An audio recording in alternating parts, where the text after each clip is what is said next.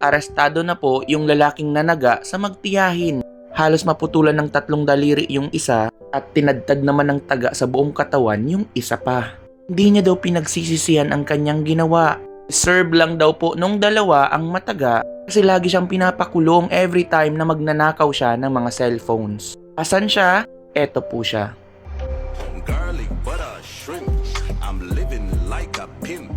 Multi-million US dollar deal just got inked. Garlic butter shrimp. Top shelf liquor man drink. Super lamon si kuya. This a real big dog thing. We are the link to the link. Hey, full of style, full of class, full of flair. Caviar, lobster, no bull up here. Them a watch, them a chat, we no care. Cartoon, Flintstone, Yogi Beer. Well rich, big tree, money beer. Muzzle pine, beer, friend running here. Kaya burn, be my... Gihiganti lang daw siya kasi lagi siyang ipinapakulong. Sabi naman ng iba, baka may pinagdaraanan lang. Ito yung buong ulat. Literal na pupulutin ka sa kangkungan. Mga kapamilya, nagpaanod-anod sa Marikina River at nagtago pa sa kangkungan ang suspect sa pananaga sa magtiyahin sa Marikina City. Ngayon po ay kritikal sa ospital ang magtiyahin. Yung babae posibleng maputulan ng 3 daliri habang yung kanyang pamangkin ay halos hindi na makakilala dahil sa pananaga. Nabulabog ang mga residente ng Malantay, Marikina nang bigla nilang makita nila ang ito sa kalsada na may bitbit na itak Hercules ng gabi. Ang suspect pinatala ng upuan. Una na pala niyang pinagkataga ang magtiyahin na kanya mismong kapitbahay. Tadtad ng hiwa sa batok, ulo at mga daliri ang 28 anyos na babae habang nataga sa ulo ang kanyang 10 taong gulang na pamangkin. Huwebes ng gabi nang tuluyan siyang maaresto sa Marikina River matapos na magtago sa kangkungan. Na-recover sa suspect ang ginamit na itak sa krimen. Sa investigasyon, lumalabas na paghihiganti ang motibo ng suspect na sumama ang loob matapos siyang ipakulong ng kaanak ng mga biktima dahil sa kanyang pagnanakaw. Inadmit naman po niya, tinaga niya sila. Yan ay sa ginagawa daw sa accordingly sa kanya na paulit-ulit daw na pinapakulong siya, yun ang lagi niya pong sinasabi. Siya po ay nakaharap na po ng mga iba't ibang kaso. At tingin namin parang nagagamit siya dahil talagang malakas ang loob niya. Tinutuo niya yung banta niya. Talagang papatayin.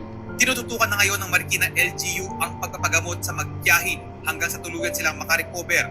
Deserve namin ng justice dahil ngayon po ang ipag-pray na lang namin is makasurvive po ang pamangkin ko at ang aking pinsang buo na walang sawa mong pinagkataka na para siyang baboy na bigla mo na lang tinaga. Hopefully hindi ka na makalabas kasi hindi natin alam na paglabas mo kung anong gagawin mong paghiganti sa buong pamilya namin. Maharap sa reklamong 2 counts of frustrated murder at disobedience and resistance to persons in authority ang suspect. Ito na nga po yung dahilan ng kaso at pag-aresto. Siya ay may kinakaharap na legal na reklamo dahil sa seryosong krimen ng tangkang pagpatay o frustrated murder. Nang arestuhin siya ng otoridad, napansin din na may nakatali pang benda o gasa sa kanyang ulo dahil sa natamo nitong sugat. Ayon sa ulat mula sa mga nag-interview sa kanya matapos mahuli, tahasang inihayag ng suspect na hindi siya nagsisisi sa kanyang ginawa. Sana all. Napaka-powerful. Kinatwiran niya pa na kaya niya nagawa ang krimen ay dahil sa galit o paghihiganti. Ayon sa kanya, paulit-ulit umano siyang ipinapakulong at pinagkakaisa ng mga taong kanyang binalikan o pinagbalingan ng galit dahil nga isa kang kawatan. Kuya, tindihan mo ba? Nasa tayo ng mga comments kasi iba-iba yung reaksyon ng mga tao. Ay madadagdag na naman na santo. Well, politics ito. Haha, malakas loob ngayon ng mga kriminal kasi andyan ang human right. Haha, isama na rin si Risa. Haha, baka naglalaro ng Mega Chameleon. Basta ligtas ang Pilipinas. Kudos kay Buboy Putol sa bumato ng upuan. Isa na namang santo. I-drug test yan. Sulitin na lang nila dahil pag may umupo na maayos ulit, ibabao na ulit yan lahat ng naglaban. Tagal naman manlaban yan. Oo, ayaw nahuli tapos ginagamot pa. Hahaha.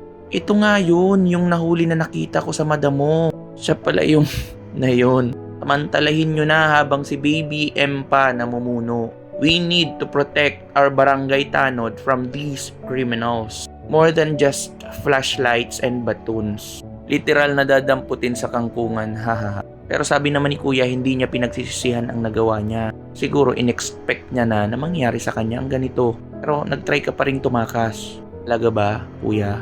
Kaya anong masabi niyo sa kanya?